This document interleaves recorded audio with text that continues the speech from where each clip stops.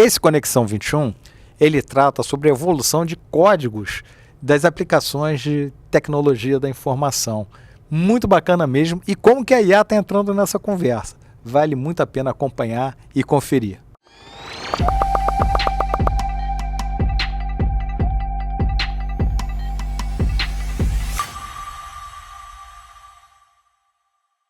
Olá pessoal, de volta com mais um Conexão 21, conexões sempre muito especiais.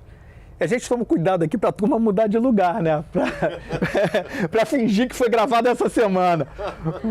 Mas olha só, a gente vai continuar o papo aqui, esse grupo aqui é absolutamente sensacional, tenho certeza que vocês estão curtindo e agora não vai ser diferente. Mas eu quero aproveitar, tá gente, para fazer o meu jabazinho tradicional de início de programa, porque senão depois eu esqueço. Quero falar para vocês 3 coisas, inclusive convidar vocês para participar também. Primeiro, no dia 26 de junho, a gente vai ter o Rio Info 3 Rios, primeira edição do Rio Info nesse ano, que vai acontecer lá na cidade de 3 Rios, na regional do TI Rio, lá em 3 Rios. Segundo, quero convidar também a todo mundo que mexe com inovação no estado do Rio de Janeiro para participar do primeiro prêmio TI Rio de Inovação. A gente conseguir mapear e homenagear e bater palma para todas as iniciativas de inovação que estão acontecendo aqui no nosso estado. Isso é muito importante para o Rio, a reafirmar o Rio como um grande protagonista no desenvolvimento tecnológico e na inovação no Brasil. Terceiro jabá, prometo que é o último. Faço um convite para vocês participarem da segunda Copa TI Rio de e-games. Vai ser com o FIFA e ano passado foi simplesmente espetacular. Todas as empresas são convidadas a estar participando com a gente. Então, Ibeu, Daniele, Iglu, Silvio. A Simples ano passado participou. Ou tentou participar, não lembro. Mas montar um time, a gente se junta e monta um time. Tem que botar. Não. É videogame, é individual. Então. Mas tem que ter um inscrito por inscrito por empresa. Um inscrito por empresa. E traz torcida, traz a galera toda. Depois eu vou dar mais detalhes para vocês, mas já fica aqui, você já viu que já subiu aqui o interesse da turma, é sempre muito bacana. É uma iniciativa muito legal aí para promover também. Uma coisa que a gente conversou muito lá atrás, aquele sentido de time dentro das empresas, de objetivo, de unir a galera, de ter torcida. Isso aí realmente é muito bacana. Então fiquem ligados, ao passar aí dos programas eu vou dando mais orientações aí de como participar da segunda Copa TI Rio de e-games. Bom, gente, sempre é muito bacana estar continuando esse papo aqui com vocês, a gente discutindo aí sobre o mercado de TI. E acho que a gente não gravou, né? Estava offline. A gente fez aí pelo menos uma meia dúzia de conexões de 21 muito especiais, né? E o papo que estava rodando aqui agora era sobre COBOL. COBOL. Quem é esse amigo tão especial de COBOL? Assim, eu lembro que quando eu entrei no mercado, comecei a trabalhar, o pessoal já dizia, COBOL já passou, não existe mais nada disso, está acabando, vai fazer outras coisas. E eu quero trazer um dado aqui para vocês, que eu já tinha comentado, um dado de antes da pandemia, isso, tá? O legado de COBOL, o passivo de COBOL no mundo aumenta a uma taxa de 4 bilhões de linhas de código ao ano. Isso é muita coisa, né? Então a gente vê aí muitas vezes o COBOL rodando por trás de aplicações que a gente acha que é aquela aplicação moderninha, né, do celular, e lá atrás está startando um serviço em COBOL.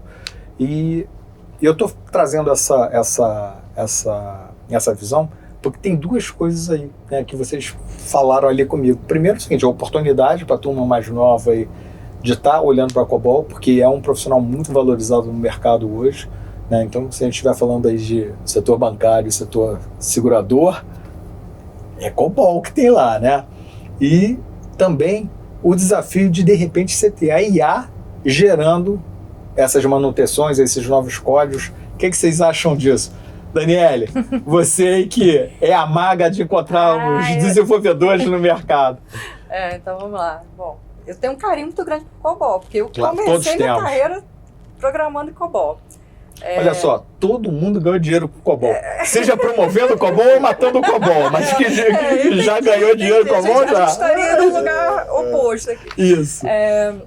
Mas assim, o que eu percebo? Sim, tem uma valorização, uma supervalorização de profissionais agora de COBOL. E estão oferecendo aí entre 20 e 25 mil reais para um bom programador de COBOL, programador sênior. Também dificilmente vai ter júnior. Não tem. O júnior provavelmente vai ser a IA mesmo, né, que vai começar a aprender. Mas é isso. O garoto de COBOL tem 50 a mais, né?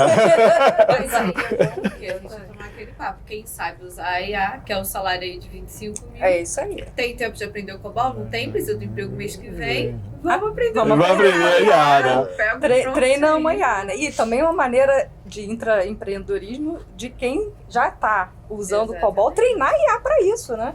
Acho que também é uma oportunidade. Um dado importante aí, né, que eu acredito no número de crescimento, de número de linhas de código de desenvolvimento, mas eu reputo muito isso ao desenvolvimento em IA.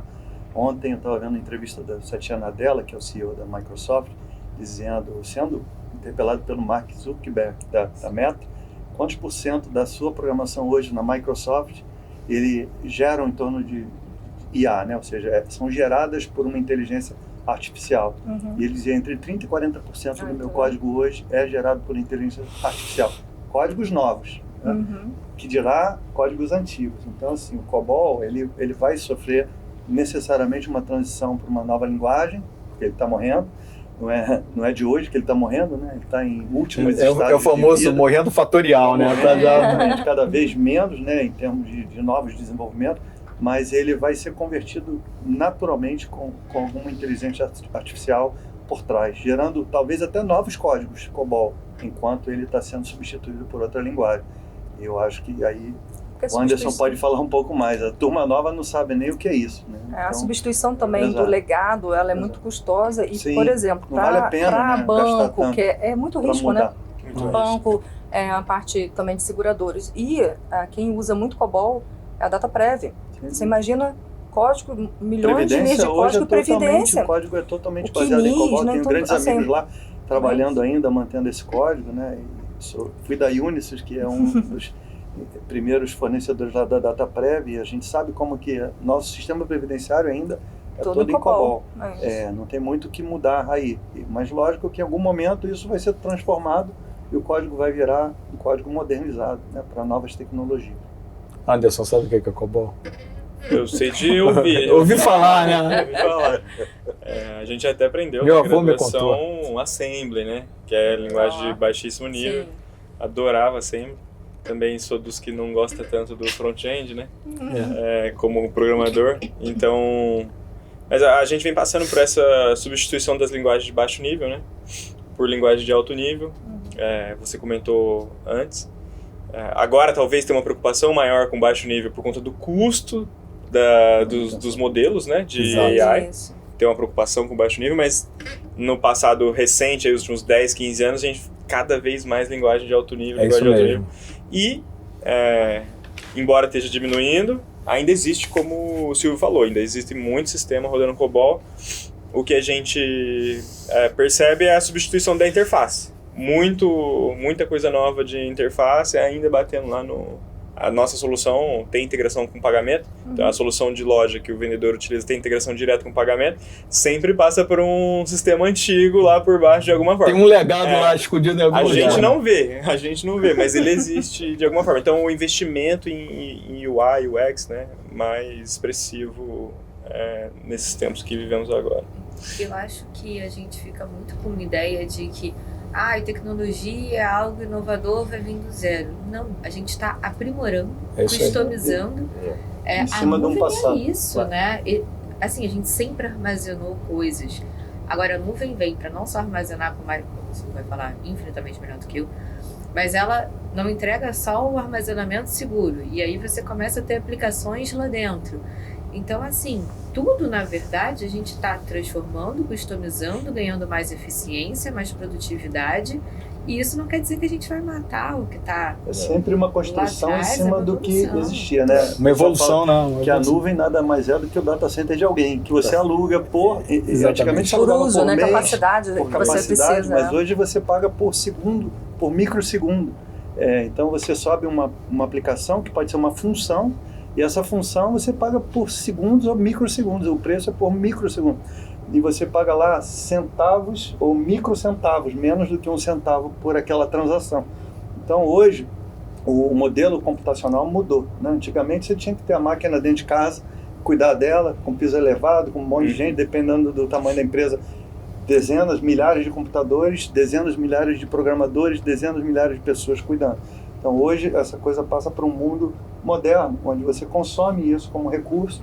O Anderson usa muito isso, tem uma função, paga a função, execução, uma transação chega, um cliente chega na loja para comprar. Então as pessoas às vezes não entendem que são várias camadas de interface ali, que tem vários programas respondendo de diversas fontes diferentes e diversos data centers e nuvens diferentes respondendo. Para o usuário foi a maquininha que fez aquilo ali. O cara chega lá, ele não sabe quando ele entra no e-commerce para comprar um produto, talvez eu gosto muito de dar exemplo, né? O iFood é um cliente nosso. O iFood, quando o cara entra lá no menu para comprar uma comida para receber em casa, o front-end, que é o menu do cardápio do restaurante, é uma função do restaurante, não é do iFood. O iFood só conecta com o restaurante para facilitar a vida. Mas a hora que ele paga, aquilo ali já é com um cartão de crédito, então já é outra interface. A hora que vai no banco fazer um débito direto, é com o banco, já não é com cartão de crédito. Então, existem várias funções, vários data centers, várias nuvens nessa única transação de compra de uma simples refeição. De uma pizza, né? Exato. É. Então a gente às vezes tem que quebrar as camadas e falar, e tem por trás disso, pode ter COBOL, vai ter muita linguagem nova, vai ter muito consumo de nuvem, mas pode ter lá o data center respondendo de um banco mais conservador, que ainda tem máquinas que a gente chama em data centers on-premise, né, que é dentro de casa, né, traduzindo. E isso acontece de uma forma transparente para o usuário. O usuário não tem a menor ideia desse nível de complexidade e onde está esse custo também. Quem paga por ele no final é o usuário. Pagando pela comida lá, ele está pagando um percentual daquilo para sustentar toda essa máquina de tecnologia que está por trás disso. E é bem bacana, né? Tentar entender as diversas camadas que estão ali. Todo mundo se falando ali. Exatamente. Agora, Alberto, falando dessa sua provocação do COBOL, né? Isso que a gente falou, né? Muita coisa dentro do mercado financeiro em COBOL, muito em banco, muito em cartão de crédito. Eu me lembro que eu lidei muito com cartão de crédito, principalmente private label, né? Mas uma coisa que eu estava comentando até aqui antes, né? Tem muita coisa que está em COBOL que você fala, está funcionando, tá? Vai ter por que eu vou mexer? E quanto é que custa mexer isso? É o custo da mudança muito alto. É um custo da mudança muito alto. O risco, tempo, risco e custo de gente, né? E de uma certa forma, isso, em relação à front-end, está sendo mais ou menos gerenciado, resolvido, né? Dando outras caras, dando outras formas. A maioria das empresas decidiram segurar esse código e criar um código novo. Né? E aí abandonar esse código em algum momento. Então, e não modernizar esse código. Mas existe a necessidade diária. O cara fala, não, mas eu lancei um serviço novo. Eu vou ter que responder com COBOL. Então, vou ter que botar um módulo COBOL falando com esse serviço novo. Então, aí tem essa necessidade. Por isso que justifica o acréscimo de linha de código no mundo, né? Porque tem gente desenvolvendo novos modos para comunicar com novos serviços. E aquilo é um novo desenvolvimento em COBOL. Mas eu penso, como Silvio, eu tenho a impressão, tendo a acreditar que uma boa parte desse crescimento de COBOL já é feito com desenvolvimento em IA. É possível. Entendeu? Porque você não tem os júniors agora trabalhando com COBOL. Né? E hoje foi como o Anderson falou, pessoal novo já ouviu falar do COBOL. Né? E o programador hoje, que não usa IA, ele perde para o programador que usa. Exatamente. Então, eu acho que todo programador hoje tem que conhecer programação usando IA. Porque ele ganha produtividade, ele gera código, mas ele no final é o responsável pelo código, não é a IA. Né? Então no final ele ganha, acelera como escrever um texto, né? Mal comparando. Né? Eu faço muito uso de IA para corrigir meu inglês, quando eu vou me comunicar com o exterior. Antigamente a gente ia, né, com o inglês que a gente conhece, fui treinado, fez curso, mas sempre passo uma palavra ou outra errada. o texto não está perfeito. Então hoje eu pego o meu texto e submeto ao IA, melhora meu texto, dá uma polida nele, né? Ele volta para mim e eu uso. Coisa, Silvio, eu vou então, depois uso isso te para texto. apresentar, Então, exatamente. Então você deveria usar para programação também, essa analogia. Te apresentar até o produto novo que a gente está lançando lá, o IBEO AI Lab, que eu acho que passa muito por aí. Sim. Né? Sem que você tenha que se preocupar tanto com essa engenharia de prompts, né? Que isso fica lá para o IBEO. Mas é exatamente buscando... Voltamos a IA, né? Voltamos no primeiro programa, né? Você vê como é que isso está, né? Forte, né? Como isso está latente, né? Não, mas isso é uma variável nova nessa equação de mercado aí que hoje faz toda a diferença. Se você não usa IA hoje, você está fora. Daqui a 3 anos vai ser blockchain. Escreve aí. Até você deu um exemplo, eu ainda uso e ainda coloco assim no meu prompt. Se o meu cliente é do Canadá, ele está falando diferente do cliente do sul dos Estados Unidos, né? Enfim, eu coloco ainda da onde é o cliente, para ele poder fazer o ajuste da cultura. Mas no jargão do local, né? No jargão, porque é igual aqui no Brasil. Nordeste, Sul, Centro-Oeste. Muito diferente. Claro. Então, eu ainda faço a fazer isso. O inglês canadense é diferente do inglês americano. A gente cai dentro daquilo, né, Dani, que a gente já falou em outros programas, né, da questão da customização. Exatamente. Principalmente quando a gente atende pessoa jurídica. Né? É isso. A empresa quer trabalhar algumas coisas, até quando quer trabalhar, por exemplo, a competência, as competências de comunicação em inglês dos funcionários, ela gostaria de alguma coisa mais focado no business, no negócio que ela está fazendo. No jargão do negócio. No jargão do negócio. Isso é super importante. O jargão faz toda a diferença. E eu falo isso muito. Quando a gente, porque dá conforto de conhecimento. E o que a gente faz lá, por exemplo, lá no IBEO, por exemplo, uma turma voltada para petróleo e gás. Não, ninguém vai ensinar oil e gas para ninguém, mas você vai criar uma ambiência onde a troca, no mesmo jargão, né, vai facilitar muito o desenvolvimento dessas competências. A apresentação que ele vai fazer lá fora é no ambiente dele, e ele tem que saber o jargão, né?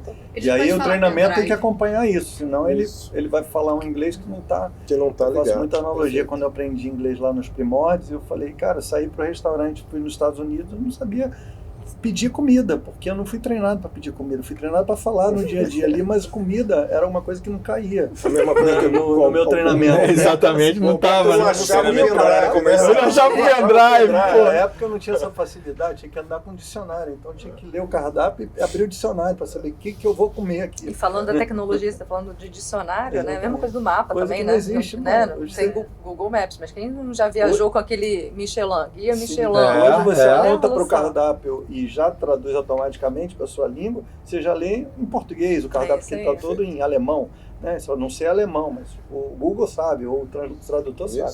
Ele lê e já muda a imagem. Já tem um fonezinho também da Samsung que traduz. Já a própria imagem ali, com inteligência artificial, transforma aquele menu em menu português.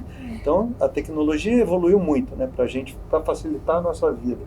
E não tem como a gente ignorar, voltar atrás, né? também. Não tem como chegar a falar, eu quero voltar ao mundo onde eu usava dicionário para ler o cardápio e ficava 2 horas para pedir uma comida. Então, olha só, aproveitando esse gancho aí do Silvio, outro dia eu estava, enfim, minha turma de amigos, e eles falaram, o programador raiz é programador de ambiente texto. Você tá maluco, cara? Ambiente texto, né? Tela de prompts, programador de prompts. Sim, você tá maluco esse negócio? Olha só a beleza que são esses ambientes hoje, que é fácil de você programar, que você é amigável, que não sei o que. Só doido que quer voltar para aquele negócio lá atrás, que era tosco toda a vida. O programador raiz mas ele mas é assim. Ama o tal que a gente chama CLI, né? Que é a linha de comando. Né? Exatamente. A linha de comando versus a interface gráfica.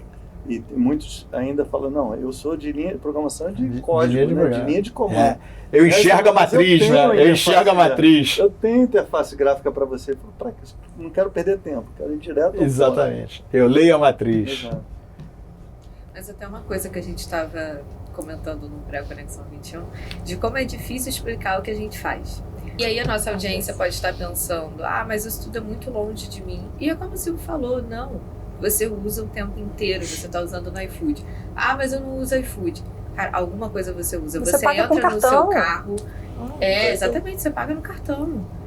né? Pega um Seu Uber. relógio de quase Várias todo mundo hoje em transações. Você vai no dia, Uber, exatamente. Não tá nem pagando tecnológico. cartão, tá no aplicativo. E aí entra nessa Exatamente. questão que a gente foca muito lá na Real Cloud, que é qual é o custo dessa transação, né? E onde que como ele deriva em diversas camadas, você paga um pedacinho aqui, um pedacinho ali. Então a empresa que faz esse front-end, né, de comunicação com diversos fornecedores, do cartão de crédito, do banco, ele está pagando um pouquinho da transação que ele está cobrando o cliente dele lá do iFood, ele está pagando um pouquinho para cada um. E qual o custo total dele? E quanto que aquilo gerou de receita para ele? E qual é a margem dessa operação? Né? Então, é muito importante, a gente entra no conceito de FinOps. O que é isso? É a mistura de finanças com o DevOps. O DevOps nada mais é do que o desenvolvimento com operação, né, do dia a dia. Então, você juntar um time de finanças com um time de tecnologia, né, que é a grande dificuldade. Porque, em geral, o time da tecnologia focava somente em tecnologia. Esquecia que aquilo levava custo. Porque o custo, teoricamente, já estava em casa, já estava pago. Hoje o custo está na nuvem. É isso aí. E é variável, né? É O dinâmico. custo é variável e é on demand ou sob demanda. Uhum. Então, quanto mais você usa, mais você paga. E quanto Mas será melhor é o que seu desenvolvimento, mais barato, mais isso aí. competitivo Será você que fica. o que você está usando está se pagando? Ou será que esse custo está se pagando com as vendas? Qual é a sua margem? É a mesma Então, visão medir quase que isso é muito difícil da no dia a dia. adquirência, né? A mesma visão da adquirência, né? Estou falando de cartão de crédito, adquirência. Sim. Os acquirers, né? Como é que você divide numa transação de cartão a quantidade de coisa que acontece quando você faz um E pagamento aí de surge um cartão. novo profissional, voltando ao Tange, que é o profissional de FinOps, né? Que é uma evolução do DevOps. Hoje existe profissional de SecOps. Então, na área de tecnologia, a gente está qualificando as pessoas por experiência e por especialidade. Então, o time de FinOps é um time que tem a visão financeira, que é o antigo comprador, só que o comprador não compra mais tecnologia. Então, ele está bypassado pela essa nova estrutura de poder. E a estrutura de poder hoje, o programador tem um poder muito grande de decisão. Ele decide o que comprar, o que alugar, né? Eu gosto de chamar de aluguel. Você paga por aluguel. Mas ele decide com um poder que antes estava em compras. E esse poder tem que ser transferido. E tem que ser vigiado, porque você pode errar muito. E aí os custos E aí podem pode trazer um extrapolam. prejuízo. Então, essa pegada hoje de tecnologia, você formar também profissionais que cuidam de desenvolvimento, operação e finanças. É o profissional de FinOps. Sinopse. E aí é onde a gente está. O Real Cloud está apostando muito que um caminho é realmente treinar a gente, capacitar a gente, formar a gente com essa formação financeira e de desenvolvimento e operação para ser o mesmo profissional no mesmo time, ajudando o time da empresa a tirar o máximo proveito da tecnologia de nuvem, né, que é Sem surpresa um no final data do mês, center né? alugado por microsegundo. Né? É isso aí. É isso. Olha, gente, nosso tempo aí tá estourado, passou muito rápido, mas olha só, a gente passou aqui 3 semanas juntos, né, convivendo, foi uma honra estar batendo esse papo todo com vocês, eu tenho certeza que a turma de casa curtiu demais, e eu vou fazer um encerramento desse Conexão 21 aqui um pouquinho diferente, porque a gente já está super integrado com o pessoal de casa, íntimo, esse negócio todo. Então, vou pedir para cada um de vocês se despedir aí e já deixar um pré-convite para vocês retornarem para a gente conversar mais um pouco, tá? Foi uma honra participar de vocês. Agora eu vou começar aqui pelo Roberto, para a gente poder fechar esse Conexão 21 tão especial, essa série de Conexão 21 tão especial que foi com vocês.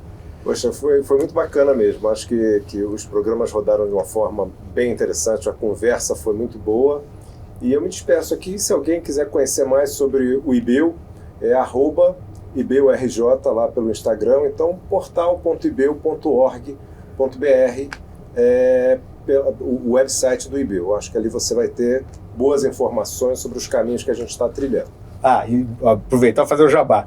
Se você está ligado aí no mundo da tecnologia, de lidar com negócios, o curso do IBEU que ele formatou junto com o TI Rio é o curso para você. Fica ligado aí. Só aproveitando o gancho. Isso Dani. aí, legal. Bom, obrigada aí, Alberto, pela oportunidade. Acho que foi tão natural, tão gostoso esse bate-papo, esse Conexão 21, que a gente não sente mesmo passar, né? Esses 3 programas maravilhosos. E também quero colocar aí à disposição de profissionais da área de tecnologia ou de empresas da área de tecnologia que precisam encontrar talentos que precisam encontrar oportunidades também, a gente ajuda. Então, www.ibeu.org.br www.talentsclub.com.br. Quem quiser pode ir lá acessar o site também. Obrigada. Valeu, Dani. Anderson. Obrigado pelo convite, foi um prazer. Quem quiser trabalhar na Iglu, quem quiser contratar a Iglu, iglu.com.br.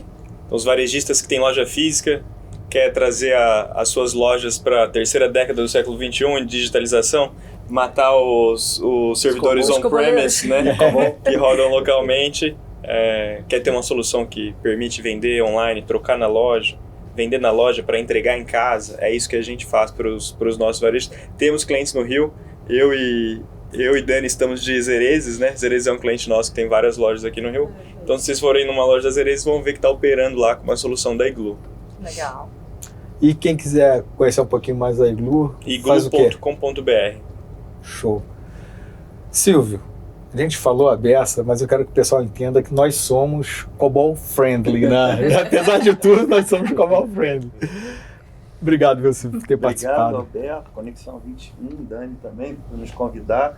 Eu acho que é um prazer. A Real Cloud é uma empresa de tecnologia de nuvem, como vocês puderam ver. Acho que o papo foi ótimo, fluiu aqui em diversas áreas e cada um pode falar um pouco. Quem quiser saber mais sobre a Real Cloud é www.realcloud.com.br ou no Instagram, @realcloud.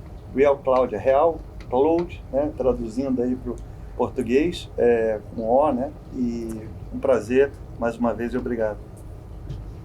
Dani. Bom, se você está na dúvida, você é varejista, se você precisa do Silvio, do Anderson, da Real Cloud, entre em contato com a gente. O nosso Instagram também está sempre dando dica para você varejista, tá? A Simples é focada no varejo digital, mas não se iludam, um não é concorrente do outro.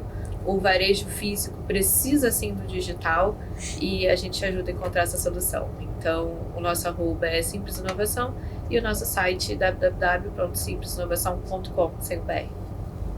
Bom, pessoal, fechando aqui, agradeço aí vocês terem acompanhado. Aproveito aqui para agradecer mais uma vez o Fermon que nos abriga, né, ao Sesc Senac que nos apoia e principalmente a Simples, que acredita demais no inovação, no Conexão, olha aí, no Conexão 21.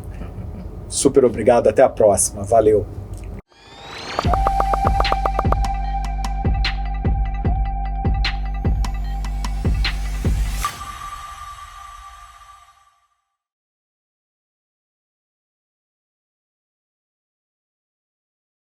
Você já possui um e-commerce e deseja aumentar seu faturamento? Conheça a Simples Inovação, especialista em evolução de e-commerce, full commerce e gestão de anúncio. Revolucione seu e-commerce e aumente seus resultados. Acesse simplesinovação.com e alavanque as vendas do seu e-commerce. Você vai ser o que você quer ser. Só tá faltando um sinal?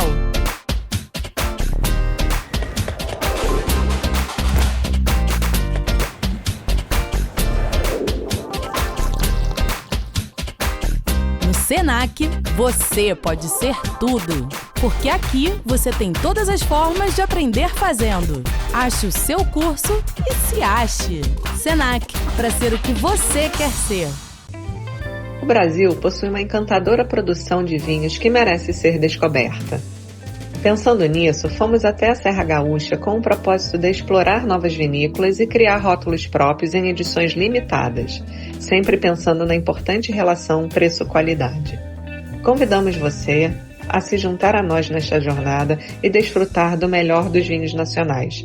Entregamos em todo o Brasil. Confira nosso site.